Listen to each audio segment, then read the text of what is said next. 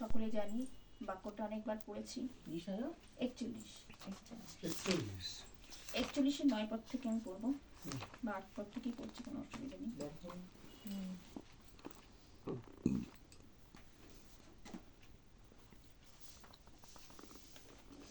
আমরা জানি যিশা ভাবাদী অনেক স্ট্রং ভাবাদী ছিল না, স্ট্রং ভাবাদী। তার একটাই কারণ কি, সে প্রভুতে গমনাগমন করতো। Amen amen.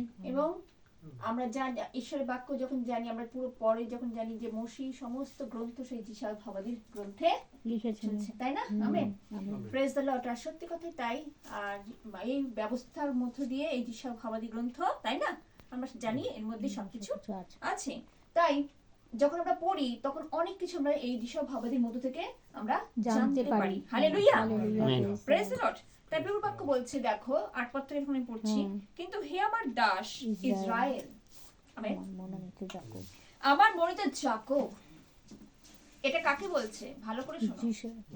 হে আমার মনোনীত যাকব, আমার বন্ধু, আব্রাহামের বংশ, আমি তোমাকে ধরিয়া পৃথিবীর প্রান্ত হইতে আনিয়াছি, পৃথিবীর সীমা হইতে আহ্বান করিয়া বলিয়াছি, তুমি আমার দাস, আমি তোমাকে মনোনীত করিয়াছি, দূর করি নাই।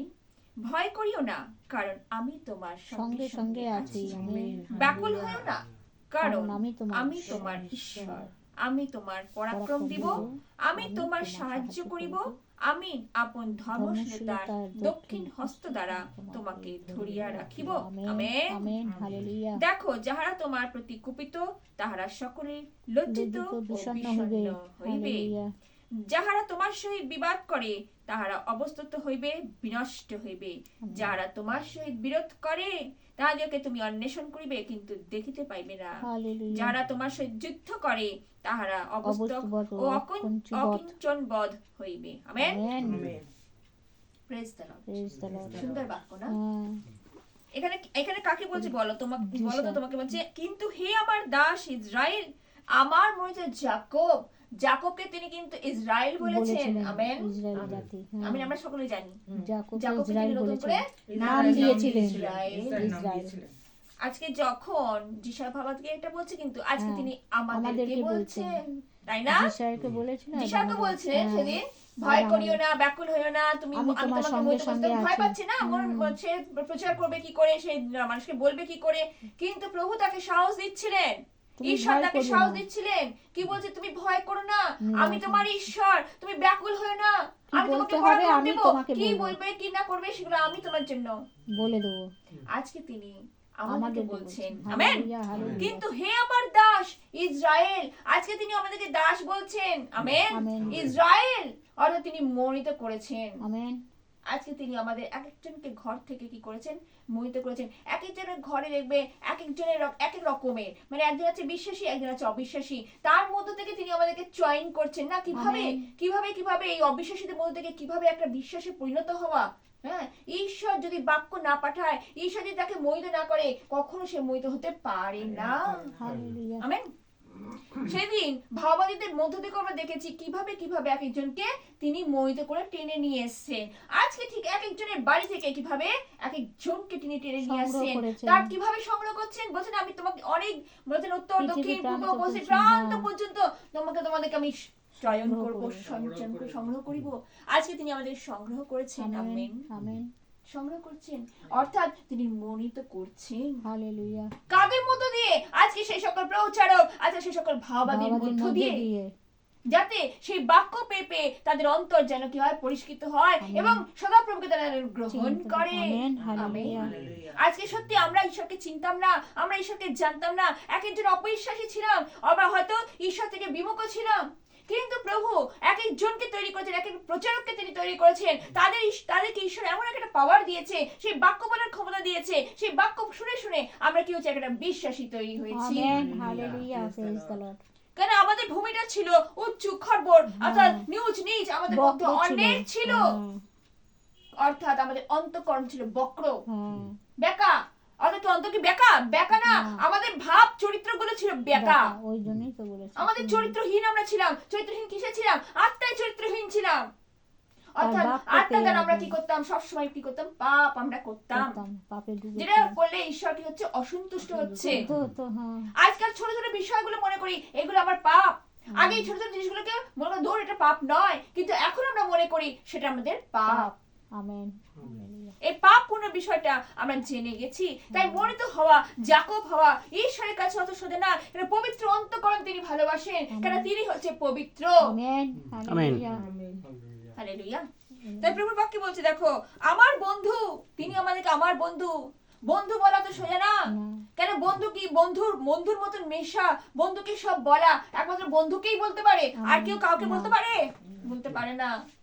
নিজের মতন করে বন্ধু কি করে, তার প্রাণটা কি করে দান করে। আমেন। নিজের প্রাণটাকে যদি, আজকে আমাদের জন্য কে প্রাণ দিলেন? আমার প্রভু যীশু খ্রিস্ট প্রাণ দিলেন। এমন বন্ধু কে আছে? এমন বন্ধু কেউ নাই। তাহলে আমরা আজকে আমার জীবন দিয়ে আমি দেখি, আমি এক একটা জীবন, যখন মাসি বলছিল, আমি দেখি আমার জীবনেও অনেক সমস্যা ছিল। আমার শরীর থেকে শুরু করে এক একটা নানান রকম সমস্যা আমাকে দিয়ে জড়িত করে রেখেছিল, কিন্তু এক একটা জীবনকে ক্রস করেছি আমি, একমাত্র আমি কোথাও না। আমি প্রভুকে বলেছি, আজকে তুমি যদি সুস্থ করো, আমি তোমার বাণী প্রচার করব। আমেন। হালেলুয়া।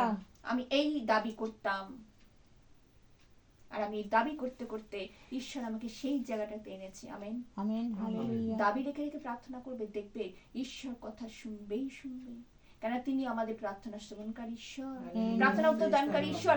আমি নিজেকে দিয়ে অনেক অনেক অনেক ভাবে বুঝতে পারি।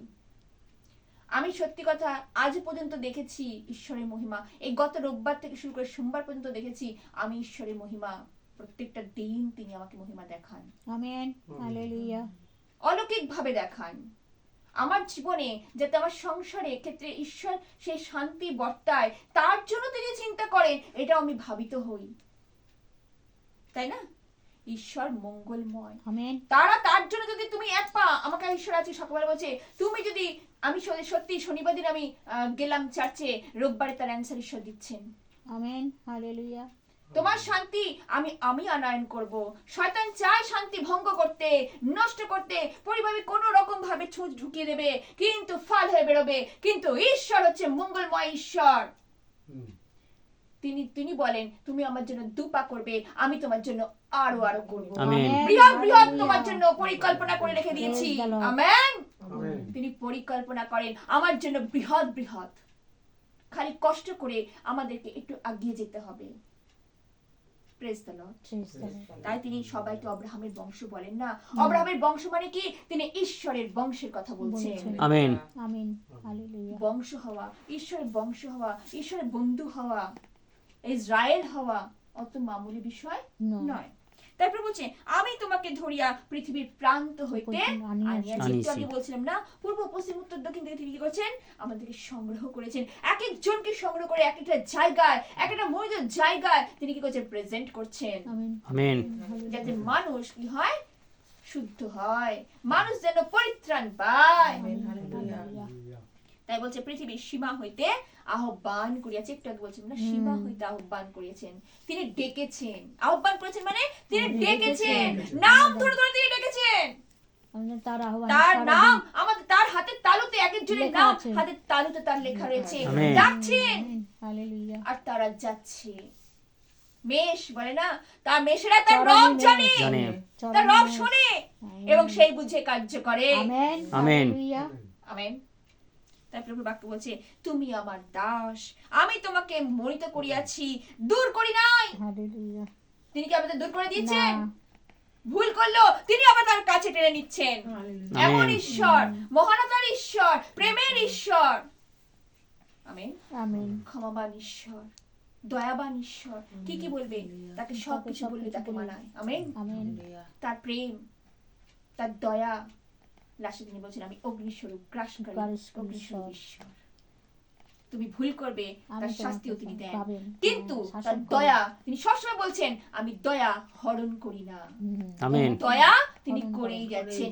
ইসরায়েল জাতি ভুলের পর ভুল করে যাওয়ার পরেও তিনি ক্ষমা করছেন, দয়াই করছেন। হালেলুয়া। শাস্তি দিচ্ছেন, আবার তিনি দয়া করছেন। তাই আমার প্রভুর মতন প্রভু কেউ হতে পারবে না। তার দয়ার বান ঈশ্বর তিনি।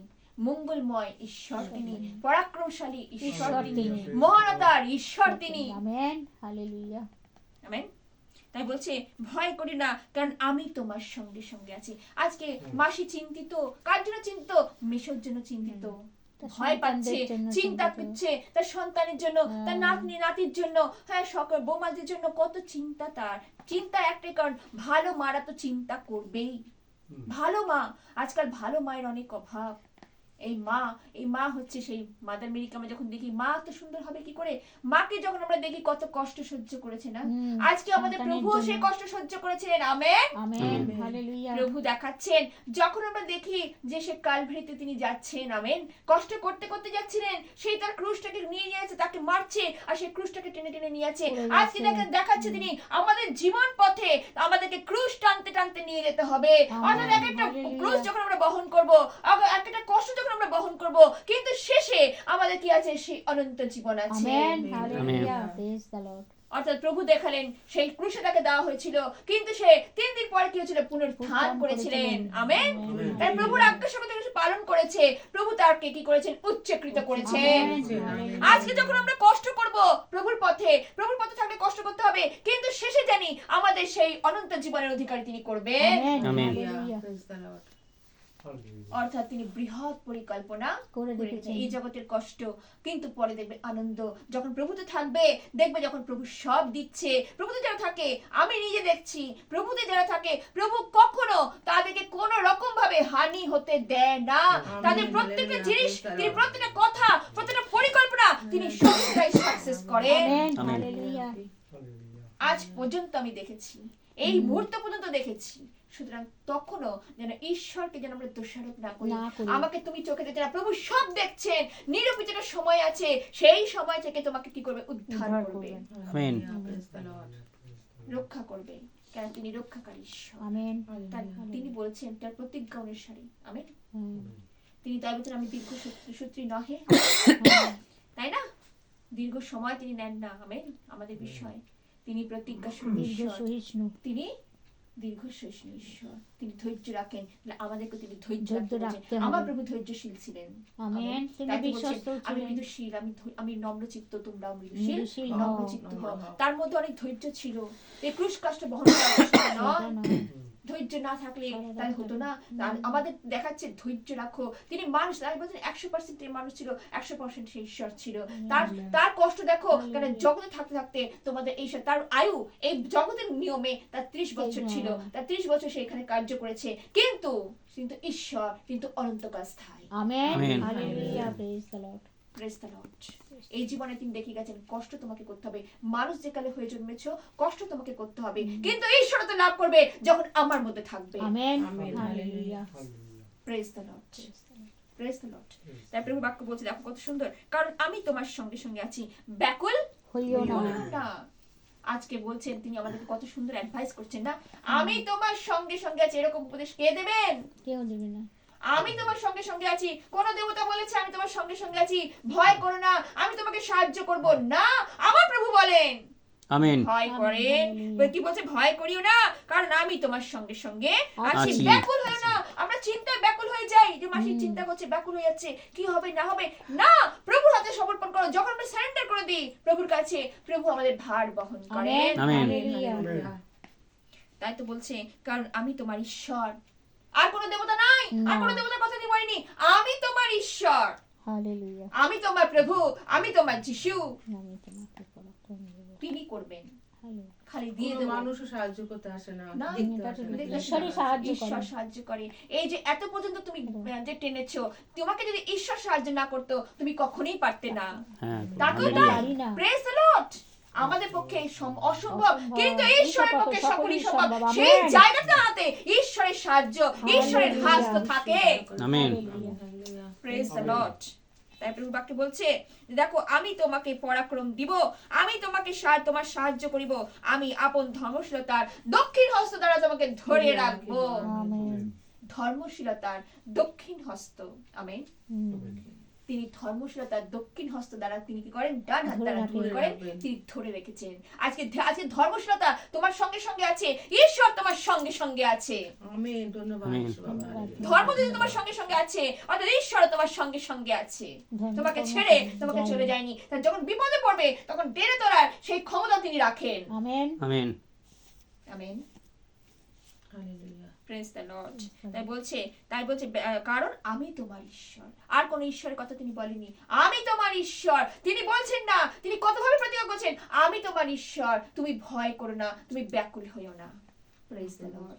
ভয় পেয়ে যায়, আমি তোমার সাহায্য করিব, আমি আপন তোমার সাথে। দেখো, যারা তোমার প্রতি কুপিত, যারা আমার প্রতি রাগ করছে, যারা আমার প্রতি নানা রকম কুচিন্তা করছে, দেখো কি বলতে তাদের বিষয়, তাহারা সকলে লজ্জিত ও বিষণ্ণ হইবে।